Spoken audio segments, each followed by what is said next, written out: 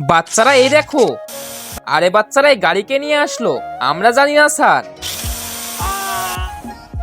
আরে এটা আবার কি হলো স্যারের সাথে?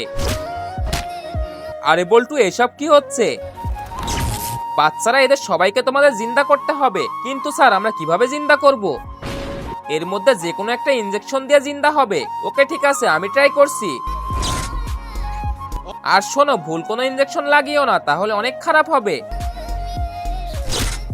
আরে বান্টি, ও তো একটুও নড়ছে না।